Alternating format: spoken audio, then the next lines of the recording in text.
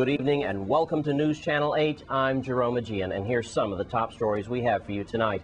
Shots fired between Diageo and Bacardi as the rum war continues. The children of St. Croix receive much-needed library cards, and your Crime Stoppers report. These stories and more are up next on News Channel 8.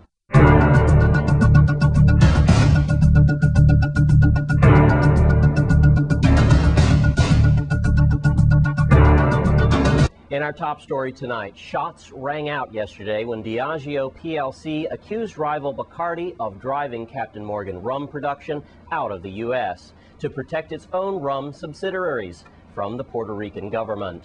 Diageo Rum Factory is quickly being built on St. Croix, where it predicts to produce rum for the next 30 years, starting in 2012, when its contract with Puerto Rico ends. The move is expected to give Diageo $2.7 billion in U.S. taxpayers' funds for making the move to the Virgin Islands. And now Diageo Executive Vice President said on Tuesday that Bacardi is a supporter of the NPRC and accused it of using a campaign misinformation to get Congress to overturn its Virgin Islands initiative. And inferring that the NPRC is urging the Hispanic community in Puerto Rico and throughout the U.S. to boycott Diageo products. Guy Smith, the vice president, says that the hidden campaign to drive the production company out of the U.S. VI is a move that would destroy the territory's economy.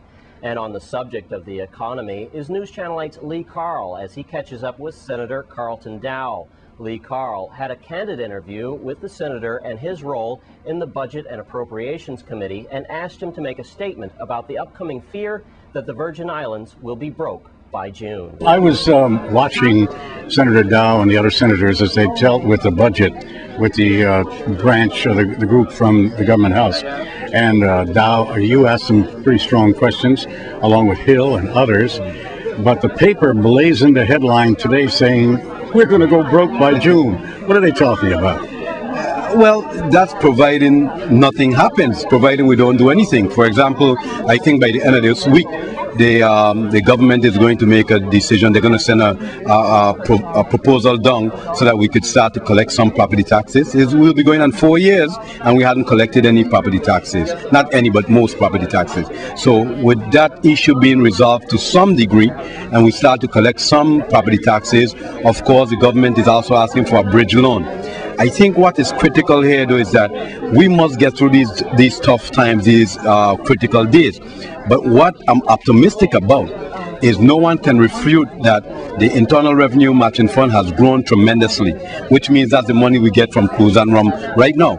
We have not really factored in, going into 2012, Diageo. That's why I supported it. I know it was the right thing to do, and we're going to be seeing over $100 million new dollars from Diageo. So we must do what we can to bridge the gap now, making sure that we could collect some kind of property taxes. One, we have to look again and see whether or not we're going to allow the administration to do another short-term borrowing. This is not this 30-year borrowing that we're talking about. Hopefully what they would be doing with their lending institution is pledging some property taxes going forward, but getting a line of credit or a loan that can be for probably 7 to 8 years. So we're not looking at debt 30 years down the road.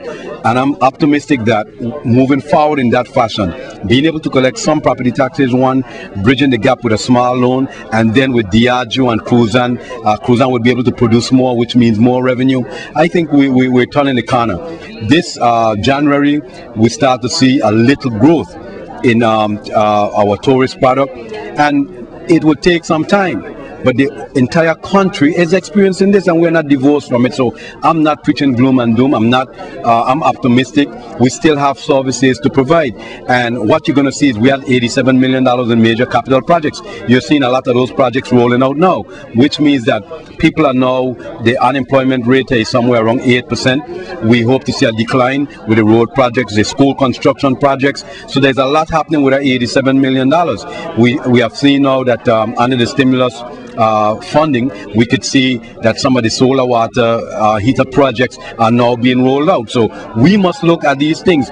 But this June running out of money, that's if nothing at all happens. Okay. And I'm optimistic. I know something will happen. I'll take your word for it, Senator Dow. Okay. Something will happen. Thank you. Thank you so much, Lee. Thanks to Senator Dow and Lee Carl. And now it's Wednesday, time for your Crime Stoppers report. Here now is Judy Fricks. This is Judy Fricks. Crime Stoppers is asking your help to solve the following crimes. If you know something, please report it. Even information that seems insignificant may be just what law enforcement needs to solve these cases.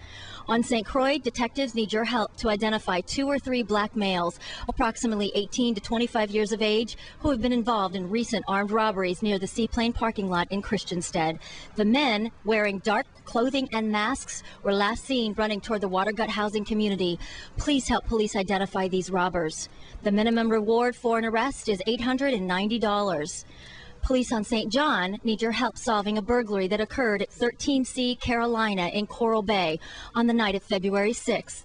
While the occupants slept, someone entered the residence and removed 2 LG cell phones and a CD player with an iPod dock. Please help police identify this burglar. Police on St. Thomas are requesting your assistance with a shooting that occurred in the area of Simmons Alley on February 17th at 4 a.m.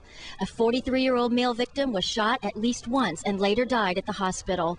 Help police find his killer or killers. The minimum reward for an arrest is $1,070.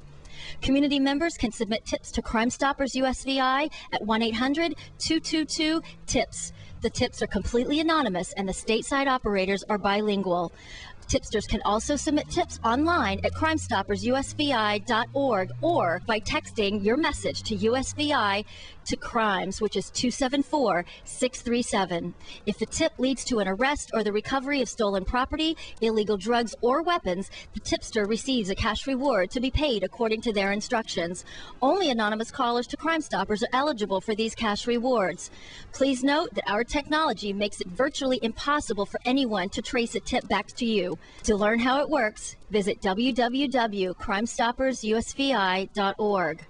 Crime Stoppers wishes to thank all of our media partners for publicizing our weekly release. We hope that you, their audience, also support the media's effort to improve our territory by supporting their advertisers. I'm Judy Fricks with your Crime Stoppers report. Thanks, Judy Fricks. And your Caribbean report is next. Stay with us.